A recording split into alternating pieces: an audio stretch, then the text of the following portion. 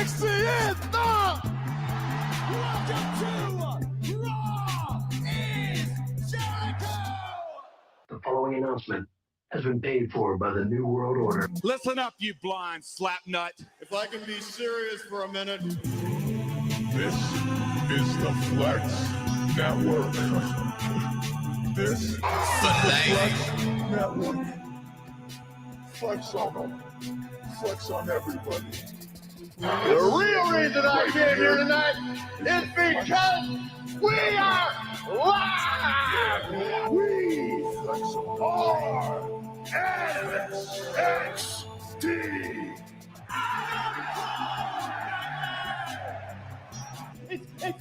It's go time, folks! Sweet! A little bit of the bubbly. The preceding announcement has been paid for by the New World Order. For life. Ladies and gentlemen, boys and girls, children of all the ages, it's Thursday. You know what time it is. It is time for the Wrestling Weekend Review Show here on the Flex Network. I am the SnowMan, and a lot of stuff's been going down. G1 tournament came to a conclusion. It was awesome. We're on the road to Hell in a Cell this Sunday. We're on the road to Halloween Havoc. It is literally next, in 6 days, it'll be Halloween Havoc. We're on the road to Full Gear. And boy, oh boy, I literally cannot wait for the next week. It is going to be just too sweet. But man, it's going to be fun, guys. I cannot wait. We're going to talk what's been going on in the world of wrestling, what's been just going on. Oh, excuse me about that. But you know how we do this every single week before we get going. Because we are live. Yes, we're live on the Flux Network. We're live on Facebook. We're live on the YouTube. And we are live on that Twitter. So let's get into it. We're on the road we're on the road to Hell in a Cell. It's going to be fun this week. We're on that last stop coming up this Friday. It should be fun. I cannot wait. So let's talk about what's been going on.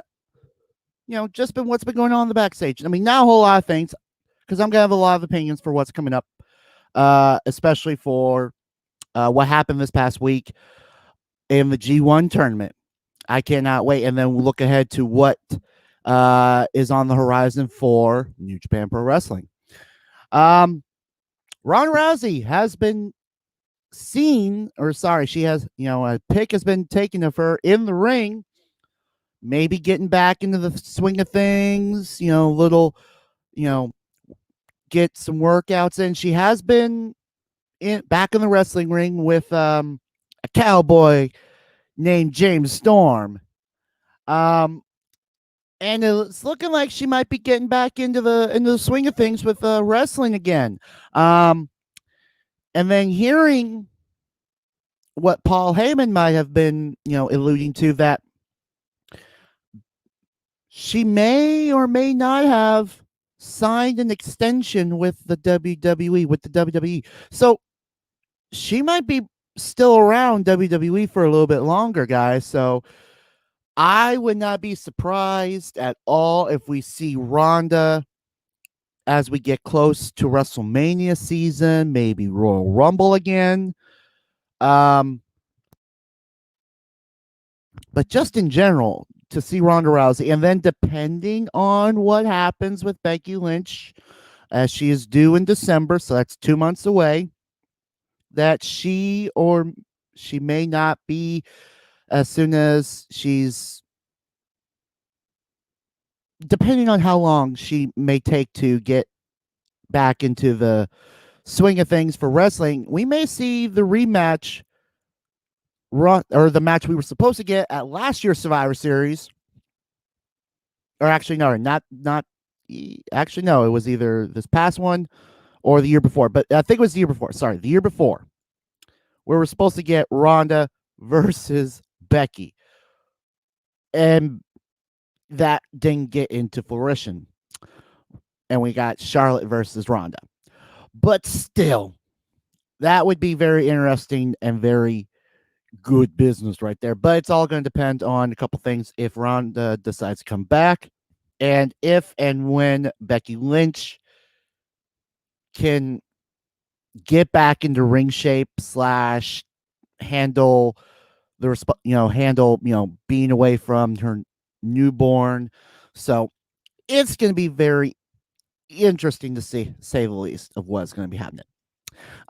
If you noticed on Raw this past, last little bit, there has been a missing segment on the show, and it's being reported / being thrown out there that Raw Underground may be done. Yeah, I kind of have been one of those I like the segment. Hold on. I liked the segment on Raw. It was something different. It involved, maybe some of the wrestlers that we haven't been seeing as much because their partner's been absent, or they're, someone just hanging around in the back. I mean, we saw Dolph Ziggler. We've seen Eric and Ivar. I mean, before the surgery, before he got injured. Hurt Business. We've seen just a whole bunch of people back there. And Braun Strowman. So it was something that I kind of look forward to see what they're gonna do. I mean, granted, it was staged a little bit, but still, it was something different. It was content for Raw. And unfortunately for right now, as it looks like it is done for the time being. It may be permanently gone, it may be temporarily gone, but right now it is gone for the time being. Karrion Kross. Looks like his recovery is going very well from his shoulder surgery.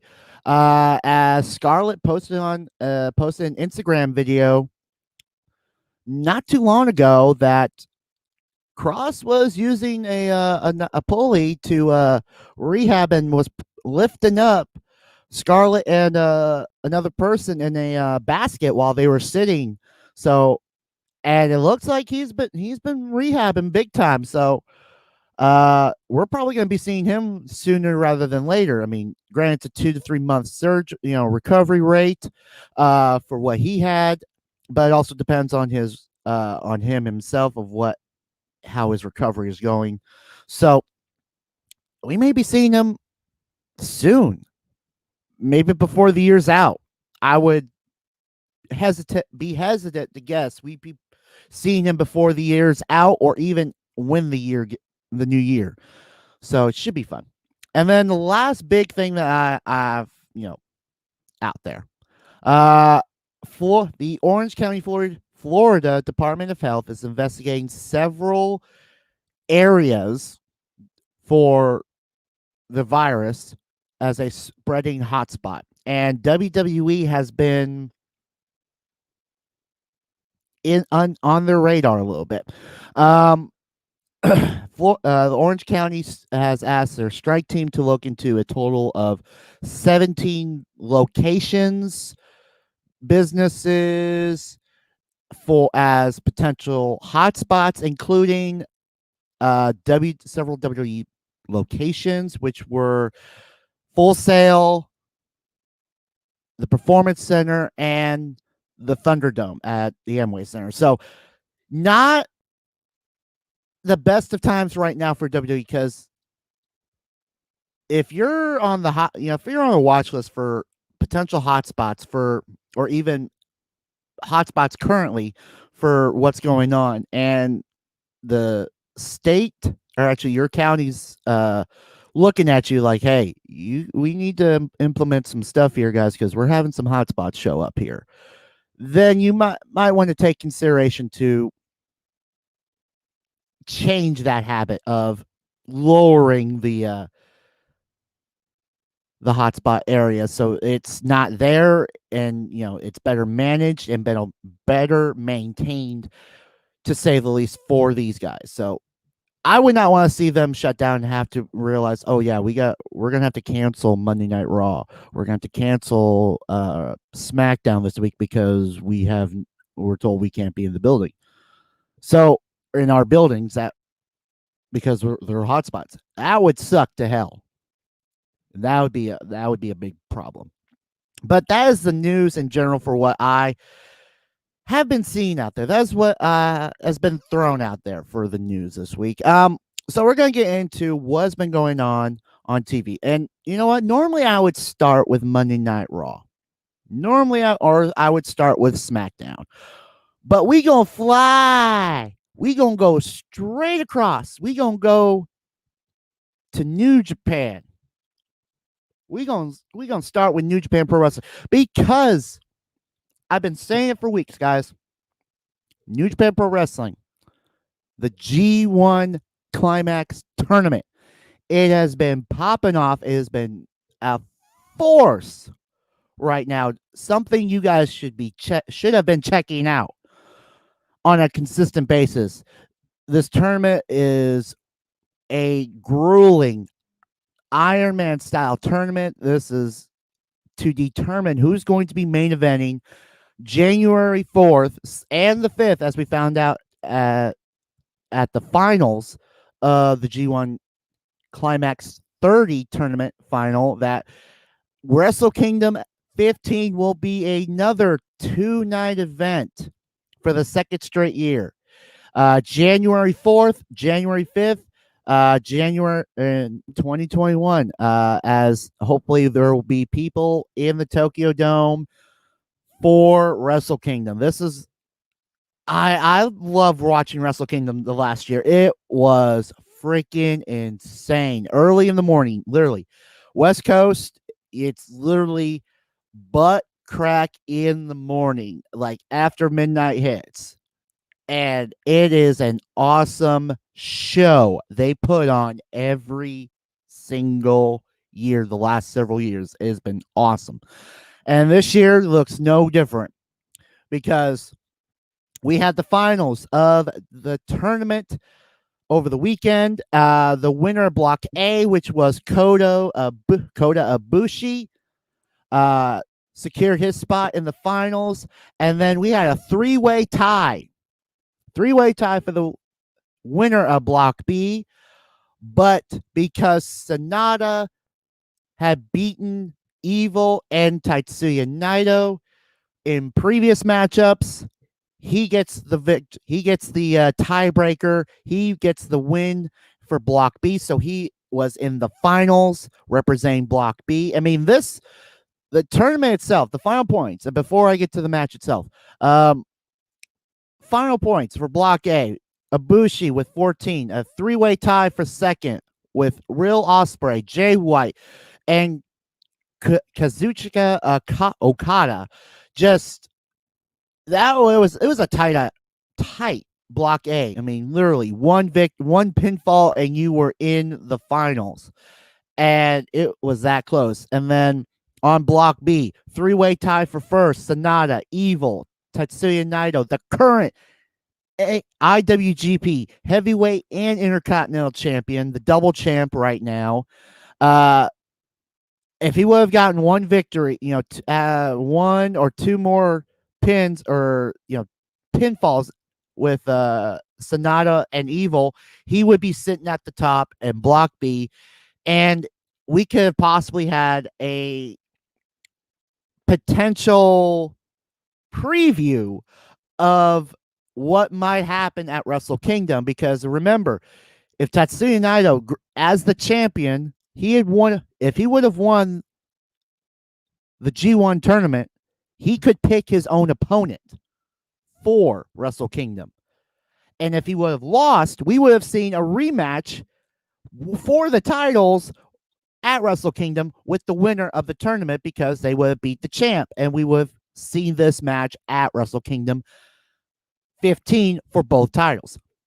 So, interesting dynamic right there. And then right below the three-way tie, you had Kenta and you had Zack Sabre Jr. at 10 points. So it was a tight race to the top for this G1 tournament. It was very well received this year. And then of course the finals, Kota Ibushi in his third straight G1 final. And he was the defending champ. He won it last year. Came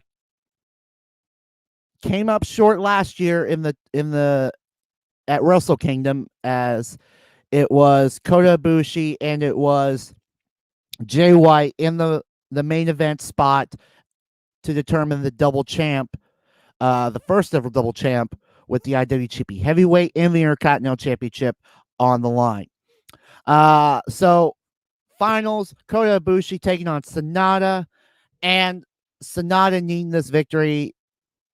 I think he would have needed this because, his former partner, Evil, betraying, leaving to go to Bullet Club as the double champ earlier in the summer. And yeah, just a lot of craziness, but it was a damn good match as Kota Ibushi beats Sonata, and he is the third wrestler ever to win 2 straight G1 Climax tournaments in a row, joining Chono and Hiroshi Tenzai as the only other three, the other 3 members. Those are the 3 members that are in the 2-time straight, 2 winners straight G1 tournament winners, and that is going to be great. So we now know the main event. Right now, we know who is going to be in the main event at Wrestle Kingdom right now. Tensa, or it'll be Tensa. I'm literally butchering names. I'm sorry. I cannot help it. But Tatsuya Naito taking on Kota Ibushi for the IWGP Heavyweight and Intercontinental Championships on the line in the main event. However, there is a power struggle that will be coming up because November 7th will be the last opportunity to challenge for the Wrestle Kingdom card for the main event titles, because at Power Struggle, November 7th, we're going to have 2 matches. And I have the card right here in front of me. We're going to have 2 matches that is going to determine who's going to be in the main event for 100% sure, because Power Struggle, they generally have the winner of the tournament to defend his spot in the to defend his his main event spot in a one-on-one match, and then we have the champion defending the titles to secure his main event spot. This is the last opportunity for someone to jump into the main event spot at Wrestle Kingdom and get that final main event spot. But here's the card we have right now. We're gonna have the KOPW Championship. It's still not an official championship / definitive winner yet, because it's a provisional match to see who's going to be the temporary until we get to the end of the year, and then it'll be recognized as the official champ and then restart for the next year. But the current champion, Toru Yano, is defending against Zack Sabre Jr. The Never Openweight Championship. Miro Suzuki taking on Shingo Takagi in one-on-one action for the Never Openweight Championship. One-on-one match. Okada taking on Great Okahan in one-on-one action, and then we're gonna have 2 rights to challenge certificate matches. One for the U.S. title, the IWGP U.S. title. Rights are up for grabs with Kenta taking on Hiroshi Tanahashi. Winner will get the opportunity, a 100% opportunity to face the IWGP US champion, more than likely at Wrestle Kingdom, because a lot of things can happen. But winner will face US heavyweight champion at more than likely at Wrestle Kingdom 15. And then the IWGP heavyweight and intercontinental championship challenge right certificate, aka the winning prize for the G1 tournament, will be up for grabs as Kota Ibushi will defend against Switchblade Jay White.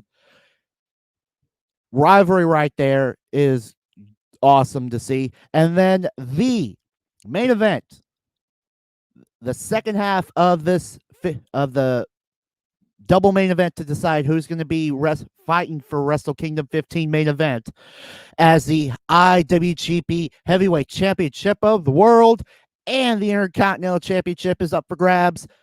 Tetsuya Naito defending the titles in a rematch from over the summer again, Evil, for the right to be the champion going into Wrestle Kingdom.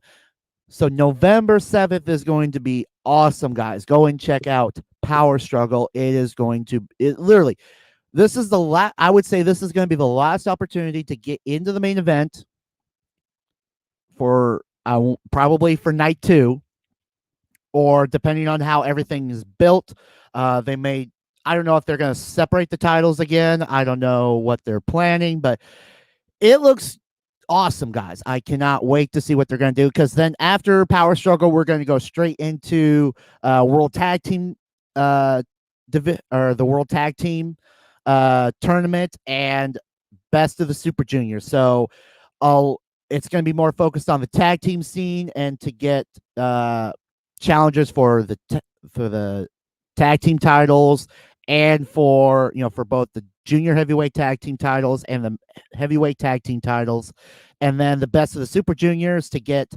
a challenger for the junior heavyweight championships, the IWGP junior heavyweight title scene. So literally a lot of stuff coming up in the next couple months as we roll into Wrestle Kingdom 15 to kick off 2021.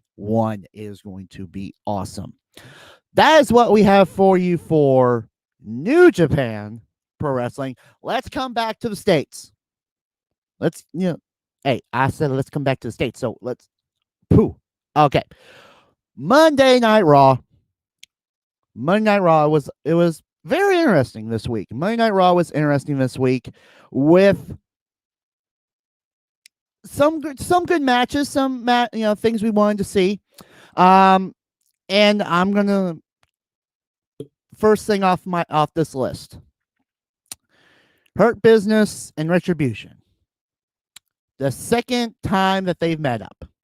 Now, if you remember the first time, and I've said this before, the first time it really hurt Retribution, and the fact that these guys, they lost by DQ,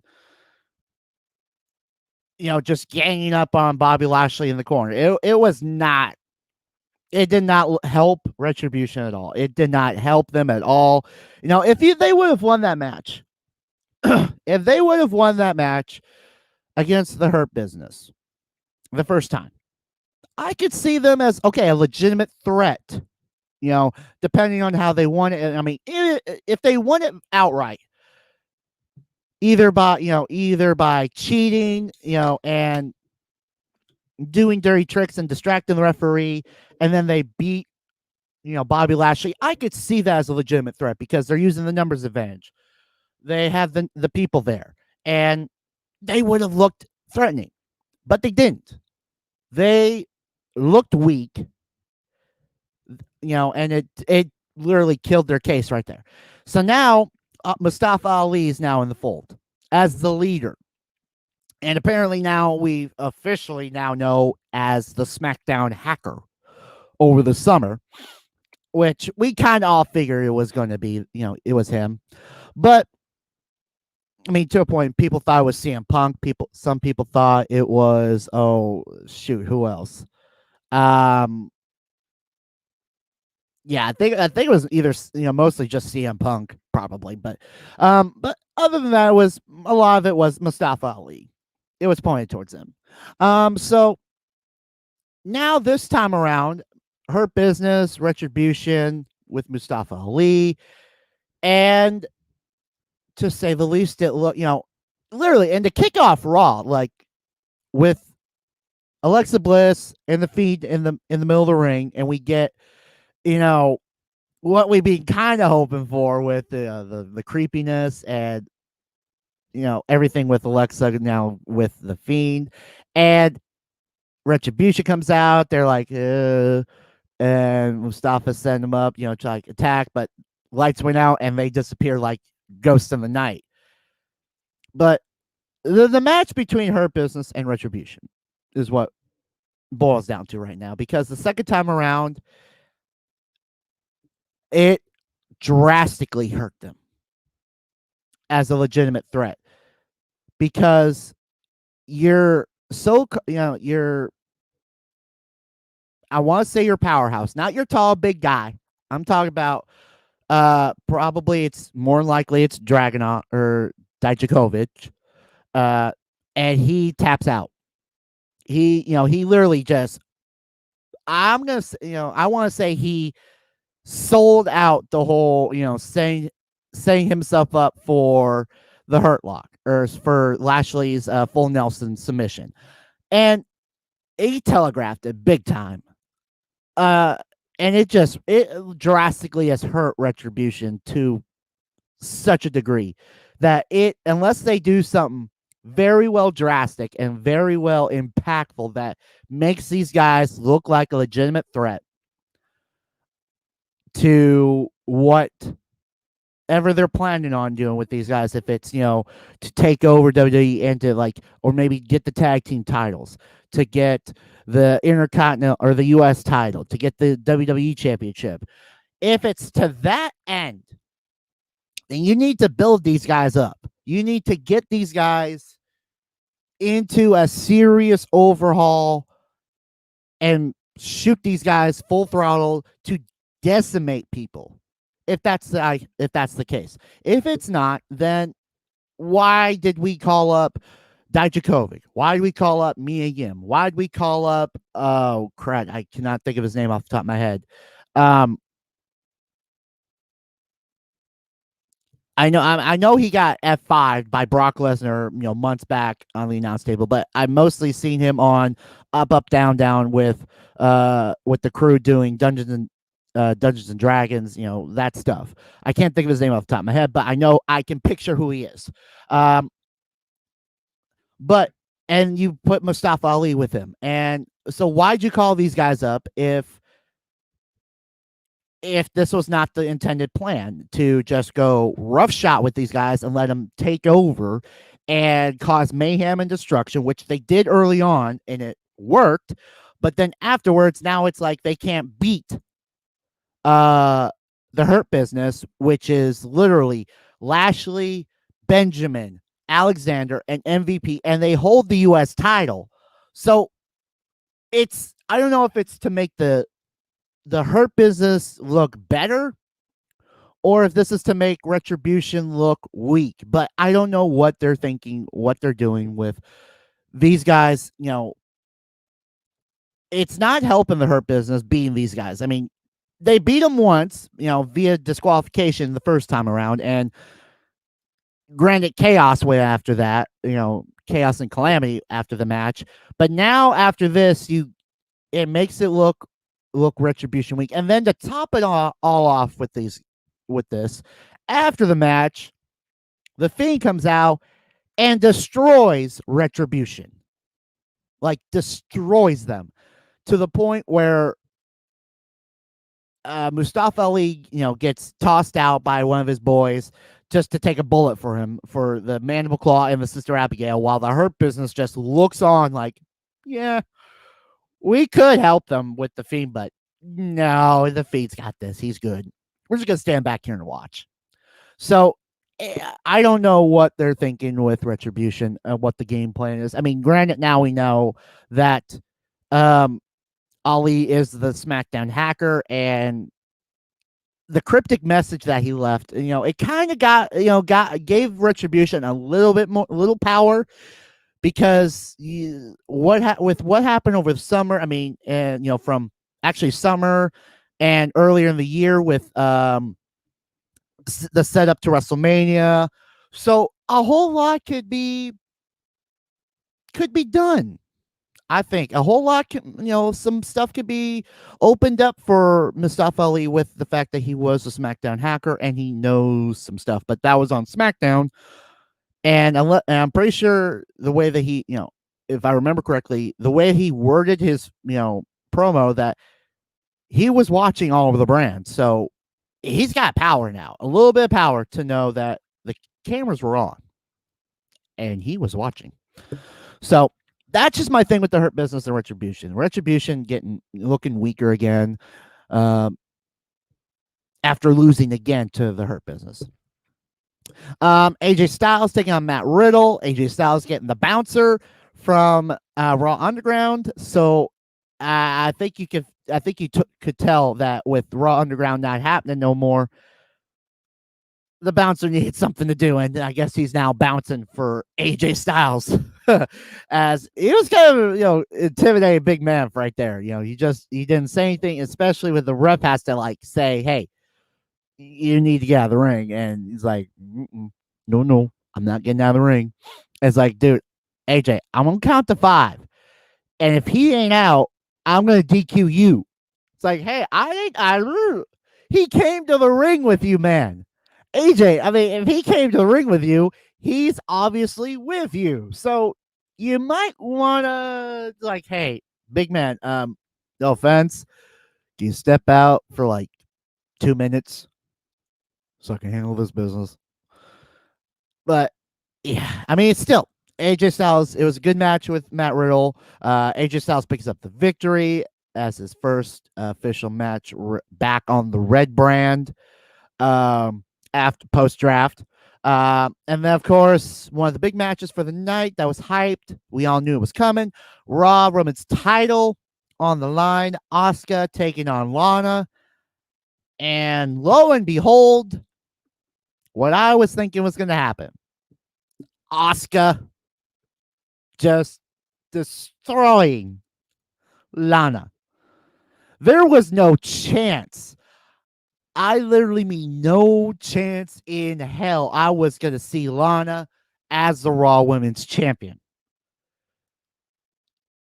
There may be some, people out there that think, oh, Lana, she deserves a title opportunity. She deserves to be the champion. I'm sitting here thinking, you guys, what show have you been watching? I mean, seriously, what show have you been watching? Have you been watching, SmackDown from several years ago, where, with Rusev and, while she was in the ring, taking on Naomi for the SmackDown Women's title? I mean, granted, those matches ended up in disaster for her. But if you're thinking she deserves a title match because she's been teaming with Natalya and then getting put through a table by the women's tag team champs, and then basically just being an Instagram and TikTok, star, in a lot of people's minds, she's a TikTok, and Instagram queen right now. But I have not seen her really step into the ring and be a wrestler day after day after day. She's been a manager. She has been a friend in the corner. And anytime I've seen her in the ring, yeah, she's got, she's done some good in the ring, but not to the level to give her the title. I mean, I could see if she was if this was a program where Lana was getting trained to be better, and it was, we could see her in the ring doing, training with, if she was training in the ring with Natalia, if she was in the ring training with Charlotte, if she was in the ring training with Shayna Baszler, if she was in the ring training with Asuka and Becky Lynch, I could see this happening. I could literally see Lana going for the women's championship, the Raw Women's Championship, or the SmackDown Women's Championship. I could see that. However, and I mean this with the biggest however, the fact that she has spent more time on TV as a manager and as, backstabbing, husband Rusev and getting divorced from Lashley. And yeah, just, it's like, it's hard for me to see Lana other than a manager. That's it. I don't know what else to tell you. I mean, the only way I could literally see Lana going for the Raw Women's title is if Asuka just forfeited the title and everyone else on the Raw side of the roster was not fit to compete, and she was the last woman standing at the time. That I could see. But I just don't see Lana going for the Raw Women's title in the near future, nor even holding on to the title. If it happens, it's because someone is looking to get comedy out of this woman. And right now I feel like she's getting close to just saying, I'm done. I'm done being here, because obviously after the match for the 5th straight week, Nia Jax just puts her through the table with the Samoan drop through the announce table again. And it's just like, really? Lana's just getting destroyed 5 straight weeks in a row. I don't know what they're thinking, if it's, to eventually get Lana to tag with someone to knock off the Raw Women's top champions and then rub it in Nia Jax's face. I would be surprised if that happened. I would be literally dumbfounded and struck awe if that happened. I will literally come on this show. Mark my words, I will come on this show if that is the setup to getting Lana her first ever championship, the Raw Women's Tag Team titles. If after how many weeks of getting put through a table, Lana picks up the victory over Nia Jax for the Raw, for the SmackDown, or sorry, for the Raw Tag Team, or for, I'm so engaging with this one because I know it will not happen, or it will happen, and I'm going to come out here looking all dumbstruck. But if Lana pins Nia Jax for the tag team titles, for the WWE Women's Tag Team titles, after so many weeks getting Samoan dropped through an announce table, I will come on here and admit I was dead wrong about Lana. I will come on here and looking like this.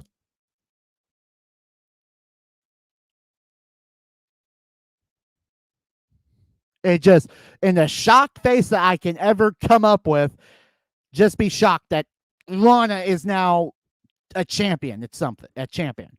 But moving on from that, and speaking of Nia Jax, Shayna Baszler taking on, well, what would be essentially what is looking like the Raw side of the brand for tag teams with Riot Squad. Okay. Manuel Rose and Dana Brooke.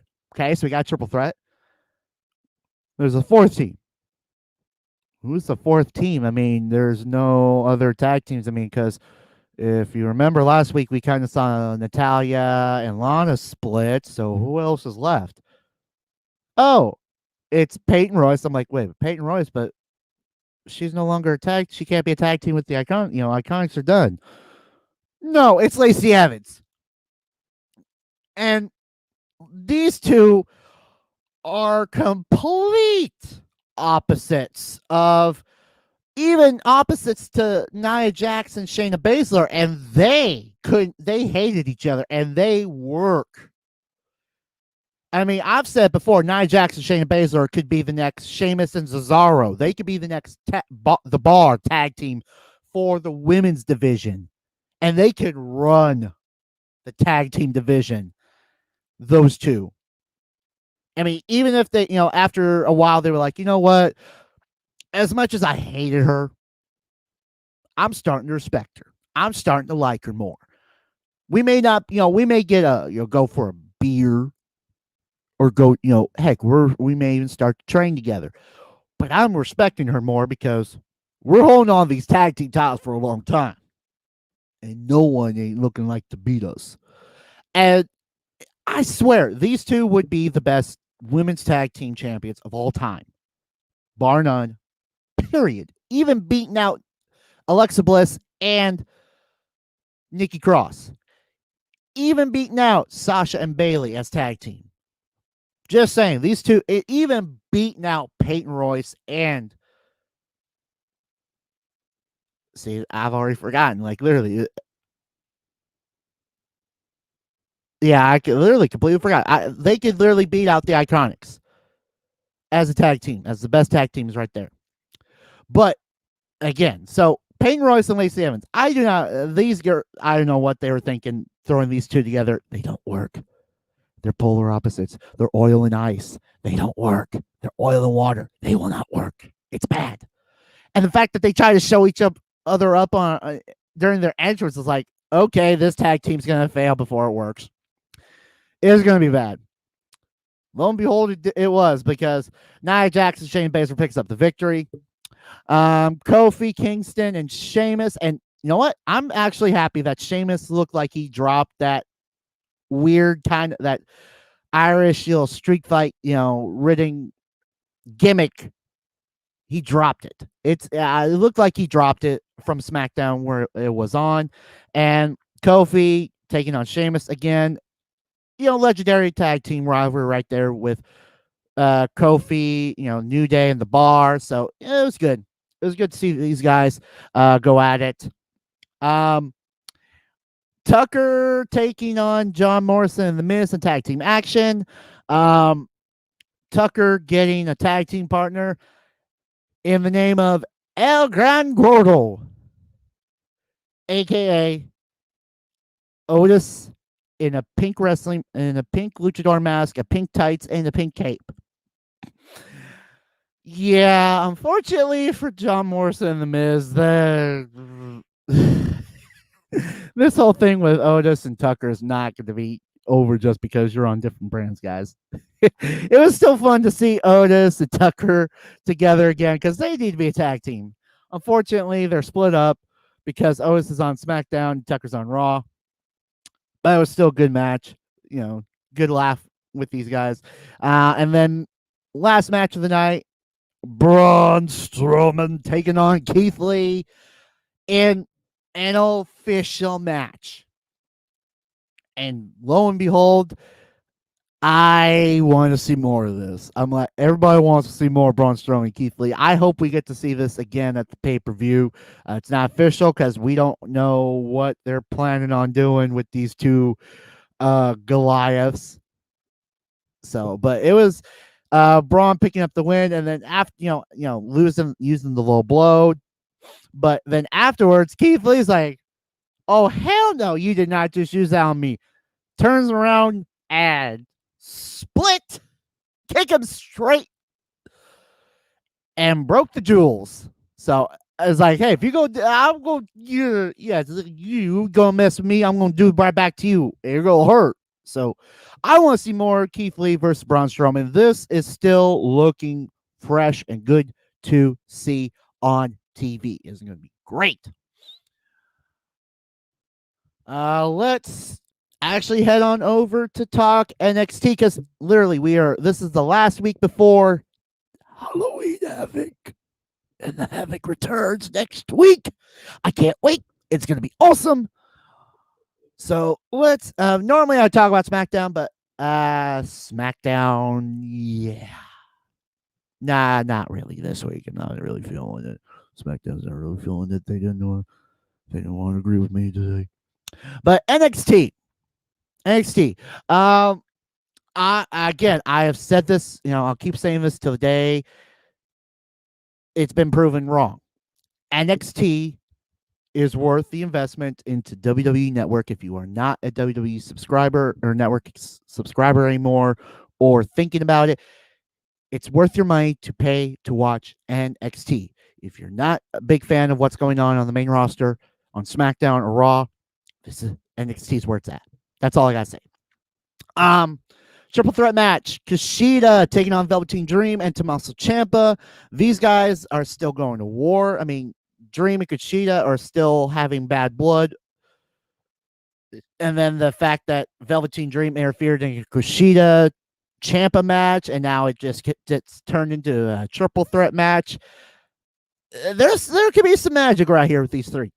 Kushida picking up the victory. Ember Moon in her first match back, singles match back, since injury, taking on Jessie Kamiya. I don't want to say it's Kamiya. Picking up the victory, and Dakota Kai attacking after the match. Looked great. I actually want to see Dakota Kai and Ember Moon. That should be a good match. Bronson Reed taking on Austin Theory, not once but twice, as Austin Theory got beat the first time. Said that, you know what, I could beat you. I'm only 23 years old. I'm gonna have a better career than you can, and you're 15 year. And it's like, I want to go again. It's like, it's not gonna be over till I beat you. It's like, okay, well, let's go again. And then literally like that, done, over with. And then after the match / after Austin, apparently got his composure and was heading out the door, he said, you know what, I'm getting in my car and I'm quitting. Bye-bye. So more than likely it's a storyline, so he's not really quit. But anyhow, 6-man tag team action. Legado del Fantasma, the team of, taking on Isaiah Swerve Scott, Ashante Thre Adonis, and Jake Atlas. It was a very good cruiserweight, matchup right here, guys. This was damn good. A lot of back and forth. Fantasma picks up the victory. I'm saying the team-wise. Team Fantasma picks up the victory. Tag team action with the newly formed Matt Drake and Killian Dane. So taking on Everrise. I'm actually strong suited with this, new tag team with Drake Maverick and Killian Dane. I'm liking them a little bit. It's starting to grow on me. Everrise picks up the victory via DQ, thanks to Drake using the chair. Casey Catanzaro defeating Zia Lee. More interesting storyline with that. Now I'll just move on. Thatcher taking on Anthony Green. I'm really liking Thatcher's exhibition, learning, gimmicks that he's been doing on TV. It's been, it kind of has that Timothy Thatcher has that technical wrestler mentality, like that, and I'm gonna say it. He has that Chris Benoit mindset, and just that toughness right there. That is just something you learn over time, and I really have a feeling that might be something we've needed for a long time. It's someone to come out and say, I am the best damn technical wrestler. And I think Timothy Thatcher could get it done. Give him some more time down in NXT. Don't bring him up to the main roster. Just let him flourish down there. Give him an opportunity for the North American title. Give him an opportunity to hold the NXT title, and then bring him up. Because I think Timothy Thatcher could be an asset if this continues to roll for him and he gets, into damn good technical wrestling. I would think that this guy would be, in an essence, a Chris Benoit feel. I mean, literally, go back and watch a Chris Benoit match. Go back and watch some of the matches back in WWE. I would say 2000 and also his 2002 through 2004 matches, because they were they were always good. Literally, it was actually, you know what? I'll even add 2005 too, because literally his time on Raw, his time on SmackDown, it was awesome. And then main event, NXT Tag Team titles on the line. Breezango taking on Undisputed. Oh, I guess Undisputed Era was KO during the night because Fish and Roddy were knocked out at various random times during the night. And unfortunately for Kyle O'Reilly, he was didn't have a partner. His cohort in Adam Cole was still at home recuperating. And so he's like, you know what? Danny Burch and Oney Larkin have the tag team title shot. I'm going with my guys to the hospital to check on them. So it's like, okay. So Danny Burch and Oney Larkin taking on Breezango for the tag team titles. And it was a good match, guys. Up until the end, where we just saw this random person attack, knocking Breezango, or knocking off, I want to say Fandango, off the top rope. They hit the low blow on Breeze. Yeah, they hit the low blow on Breeze. They pin and they win the tag team titles. And they're celebrating like, wait, what? Like, okay, so what's they won, and the mystery guy comes out and out from underneath the ring, and lo and behold, it's freaking Pat McAfee again. McAfee is back and might have been the one who took out Undisputed Era in the back, as he was mocking, and that's undisputed, just after the during the celebration. And this is going to be a very interesting rivalry right here. You got Burch and Larkin taking on Undisputed Era, along with Pat McAfee. And McAfee looked hella good in his match back at 30. So a lot of things are going to be coming up in the horizon, especially as we head into the Havoc next week. And we found out some more stuff, or actually another match that's going to be added to Halloween Havoc, which we'll talk about in a couple minutes, as we quickly head on over to AEW and talk what went down on Dynamite, as we know that this week was the first round of the World Title Eliminator Tournament. For all the first round matches happened this week, as the finals will be going on at Full Gear. Literally, we're coming up on in what? Hold on, let me double check my calendar. What? 2 weeks from yesterday. Sorry, 2 weeks from this coming Saturday. It will be November 7th. So, dude, that's gonna be a lot of stuff for people to check out. It's gonna be very interesting. All right, I'll get back to that in a little bit. So first round matchups: Wardlow taking on Jungle Boy. Jungle Boy losing. He is out of the tournament. Kenny Omega taking on Sonny Kiss. And unfortunately for Sonny Kiss, the entrance took longer than the match. Literally, ding ding, V-trigger, one wing angel. We're done. I ain't getting paid by the hour. So literally, Kenny Omega, the freshest man in the tournament. Phoenix taking on Pentagon Jr. in the tournament. Phoenix picking up the victory, advancing, and then Hangman Page picking up the victory over Colt Cabana. So we know it's Wardlow, Omega, Phoenix, and Hangman Page moving on into the tournament. We'll double check on what the bracket looks like on who's facing who next week as we are heading towards Full Gear. AW.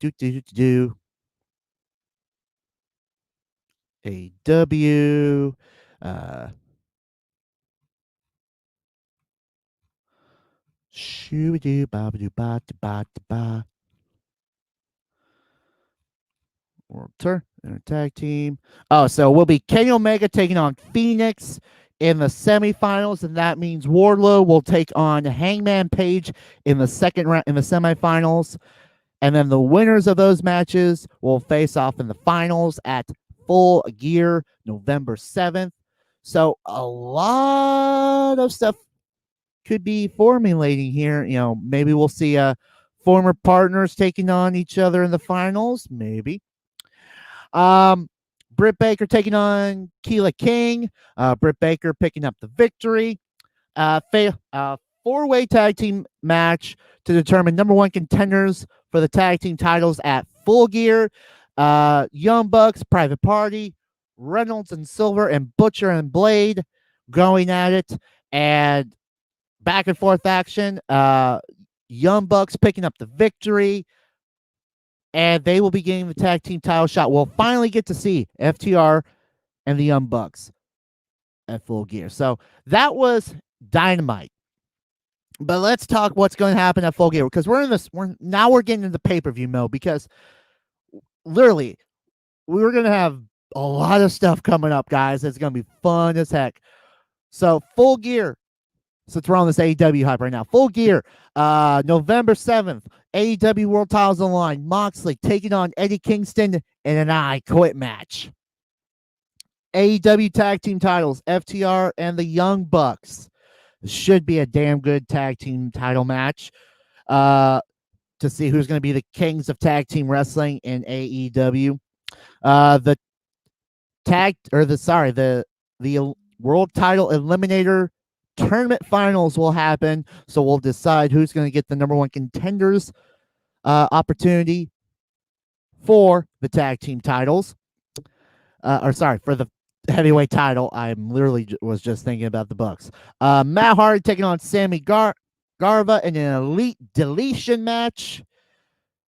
We'll probably find out the rules next week or as soon as we get closer. And then Darby Allin will challenge for the TNT title against Cody. So it should be damn good at Full Gear November 7th. And don't forget, Power Struggle is also going to be going on, but I'm pretty sure that will be early in the morning, so everyone will be able to check that out, and it's going to be awesome.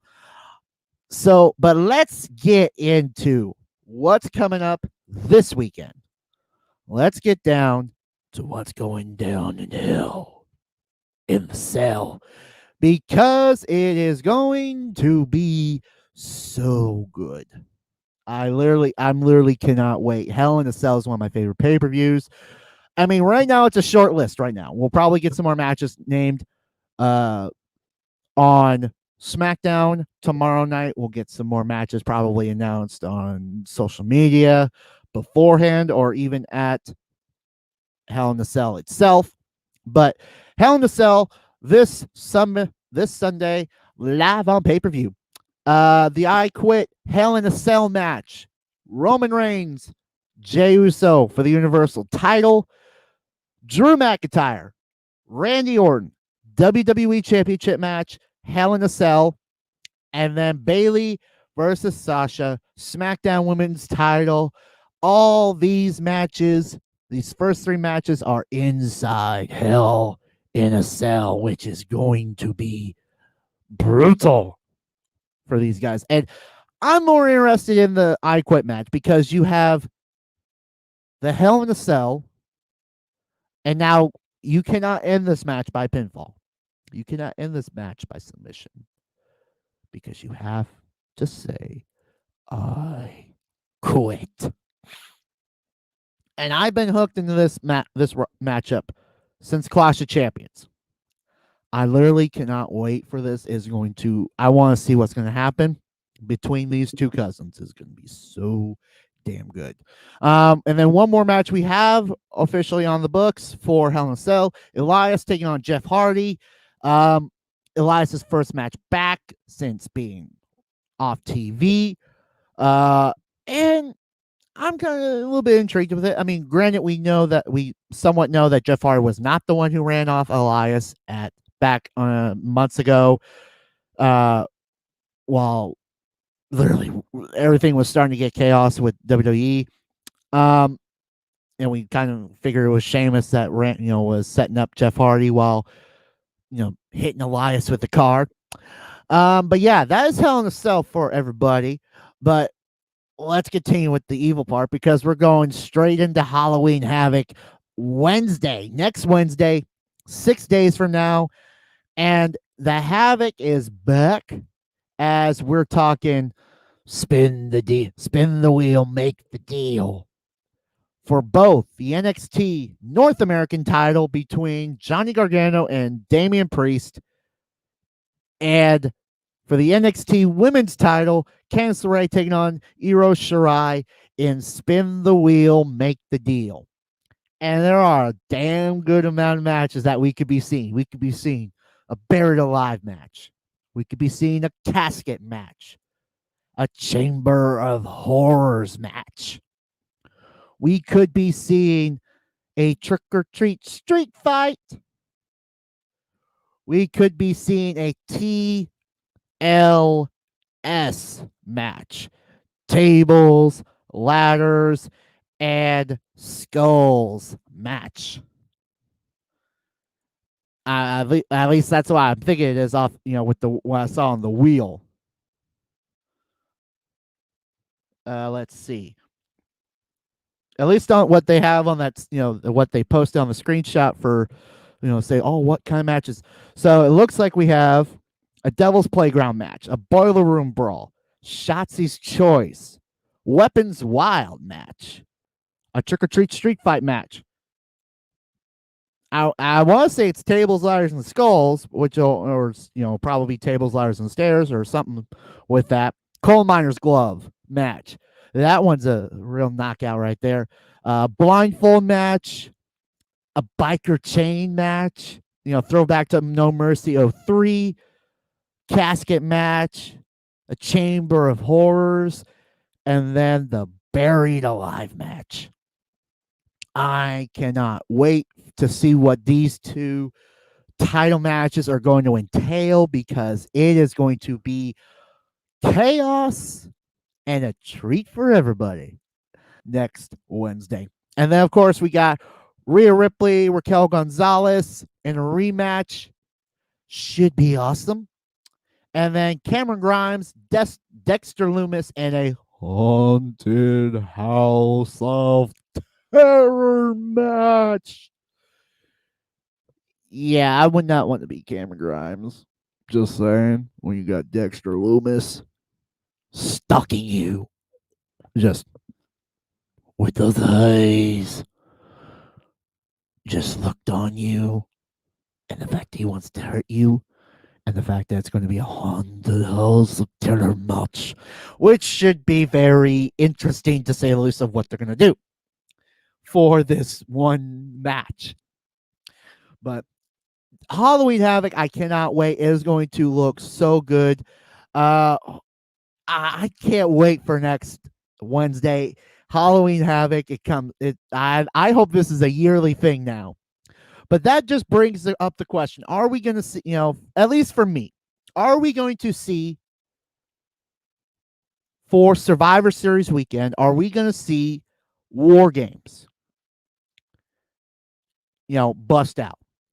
Now, I would think yes, because they've been running it for the last 3 years with Survivor Series weekend, and I feel like they need to continue the War Games for NXT for the month of November. It's been working so beautifully.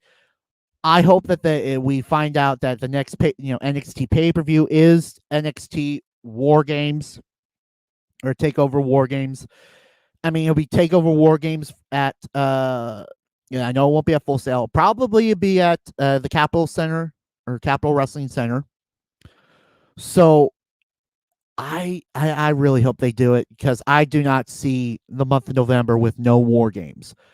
After the last several years we've been having war games, I just cannot imagine no war games for the month of November for their takeover pay-per-view, especially heading into Survivor Series, and depending on what's going to be happening now after Hell in a Cell, where everyone's, still wants, is that bloodthirsty, like, I still want to hurt people, but we have to team together because it's brand supremacy, and we kind of need to,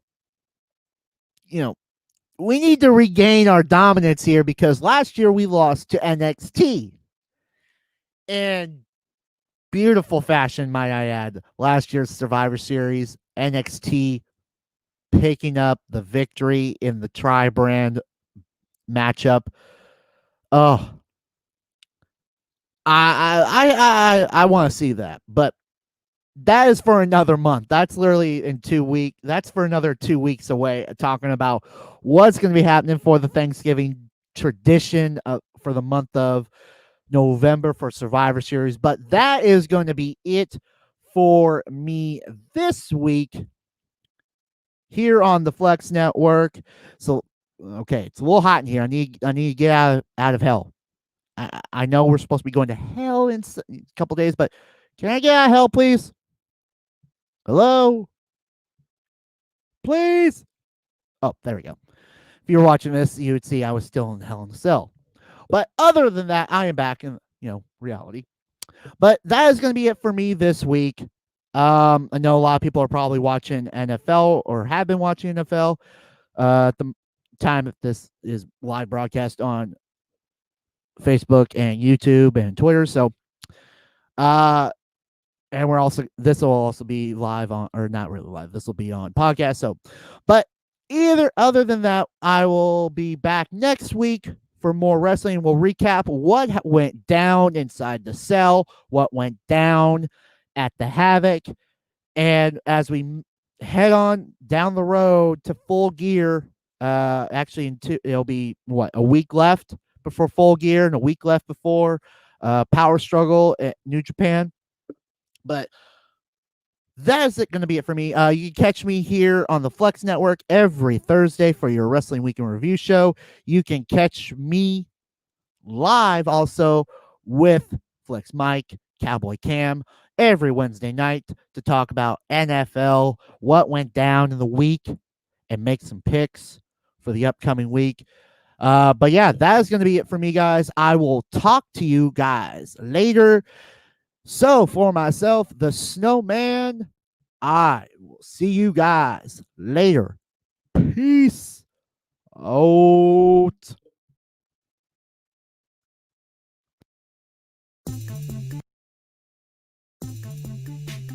This has been the Pro Wrestling Weekend Review Show.